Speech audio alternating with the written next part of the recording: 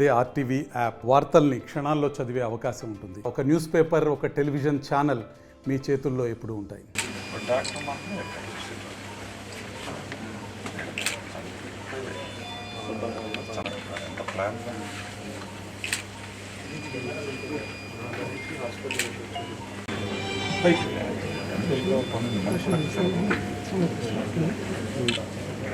కళ్ళు కనపట్టలేదు కానీ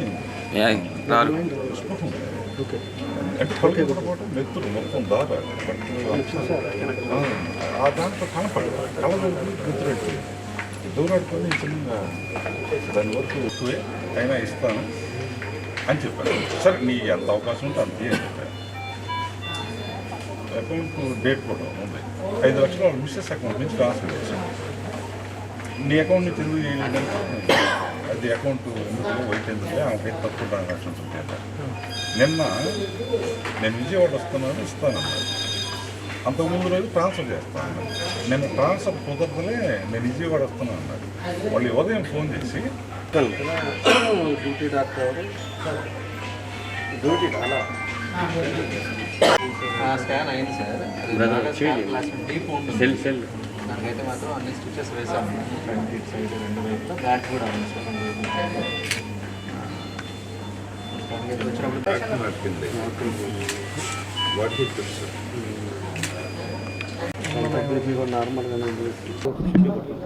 ఏదైతే రాష్ట్ర రైతు అధ్యక్షుడు శ్రీనివాస్ రెడ్డి గారు, అదేవిధంగా ఒక డాక్టర్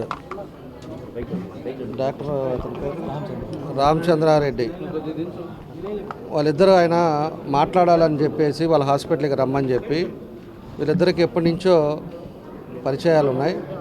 ఆ పరిచయాలు ఉంటే పరిచయాల మీద ఏదో రండి మాట్లాడదామని చెప్పేసి దాని మీద ఆయన ఈరోజు వస్తే హాస్పిటల్కి ఆయన పట్టుకొని రాడ్లతోటి అదేవిధంగా ఒక వెపన్తో ఆయనతోటి హత్యాయత్నం చేయబోయారు.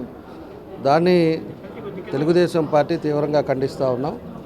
ఎందుకంటే ఇది పొలిటికల్ కాకపోయినా కూడా వాళ్ళిద్దరికీ ముందు నుంచి సంబంధాలు ఉన్నా కూడా ఏదైనా ఈ రాష్ట్ర పరిపాలన విధానం ఏ విధంగా ఉందనేది కూడా మనం చూసుకోవాల్సిన విషయం. ఎప్పుడు ఒంగోలులో కూడా ఇలాంటి పరిస్థితులు లేవు. ఒంగోలులో ఇప్పుడు ఈ ఫ్యాక్షన్ ముఖ్యమంత్రి వచ్చిన తర్వాత అదేమంటే ఏదైనా దౌర్జన్యం చేయొచ్చు, ఏమైనా చేయొచ్చు అనే రీతిలో ఉన్నాడు.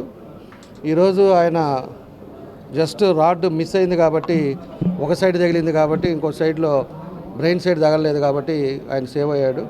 కాబట్టి దీన్ని ఎస్పీ గారు కూడా దీన్ని సీరియస్గా తీసుకోవాలి. ఇలాంటి పరిస్థితులు ఇక్కడికి రాకూడదు. అందులో ఎలక్షన్ టైంలో ఇలాంటి టైంలో ఆ విధంగా చేయటం కూడా చాలా దుర్మార్గం అని చెప్పి కూడా మేము తెలియజేస్తూ ఉన్నాం. అంటే భయం లేదు. ఫస్ట్ ఆఫ్ ఆల్ ఏమైనా చేసుకోవచ్చు, ఏమైద్దిలే అని చెప్పేసి అహంకారంతో ఈరోజు ఇలాంటి దానికి చేయటం జరిగిందని చెప్పి కూడా మేము తెలియజేస్తూ ఉన్నాం. కాబట్టి అతని మీద అటెంప్ట్ మర్డర్ కేసు పెట్టి అతన్ని ఇమీడియట్గా రిమాండ్కి పంపాల్సిన అవసరం కూడా 307 బుక్ చేయాలని చెప్పి కూడా మేము తెలుగుదేశం పార్టీ తరఫున కోరుతా ఉన్నాం. ఇలాంటి పరిస్థితి ఇలాంటి 2 నెలల్లో ఎలక్షన్ పెట్టుకొని ఇలాంటి పరిస్థితులు కూడా రాకుండా ఇక ముందు కూడా చూసుకోవాల్సిన అవసరం కూడా ఎస్పీ గారు పోలీసు యంత్రాంగం మీద ఉంది. ఈరోజు ఏదో మాయ చేసి తప్పిద్దాం, ఏదో విధంగా దాని మీద కేసు పెట్టకుండా ఇబ్బందులు లేకుండా ఏదో తెలుగుదేశం అని చెప్పేసి ఒక కారణాల చేతకని చేస్తే తప్పకుండా దానికి ఏం చేయాలనేది కూడా తర్వాత తెలుగుదేశం పార్టీ తరఫున మేము కూడా ఒక నిర్ణయాలు తీసుకునే పరిస్థితులు వస్తాయని చెప్పి కూడా మేము తెలియజేస్తూ ఉన్నాం. కానీ ఇది పొలిటికల్ గొడవ కాకపోయినా ఒక మనిషి మీద ఈరోజు అటెంప్ట్ చేయడం అనేది అది మంచి సంస్కృతి కాదని చెప్పేసి కూడా మేము తెలియజేస్తూ దీని మీద పోలీసు యంత్రాంగం ఇమ్మీడియట్గా అతన్ని అరెస్ట్ చేసి దాన్ని అటెంప్ట్ మర్డర్ కింద కేసు ఫైల్ చేయాలని చెప్పి కూడా మేము తెలియజేస్తూ ఉన్నాం.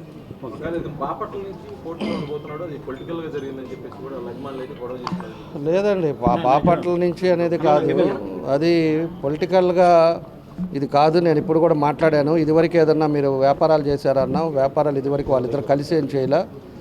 బాపట్ల నువ్వు పోటీ చేస్తే మీకు ఏదో విధంగా సహాయం చేస్తా అన్నాడు ఆయన. ఇదివరకు కూడా ఆయన మీద చాలా కూడా ఇల్లీగల్ కేసెస్ కానీ ఇల్లీగల్ మనిషి కూడా డాక్టర్ కూడా సరిగ్గా లేదని చెప్పి కూడా చెప్తా ఉన్నారు.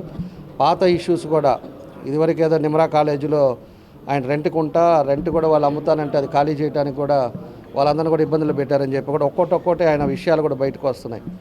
కాబట్టి అతను క్యారెక్టర్ ఏ విధంగా ఉందో ఒక డాక్టర్ చదువుకున్న అతను ఈ విధంగా ఏ విధంగా బిహేవ్ చేశాడు అనేది తెలుసుకోవాలి మనం.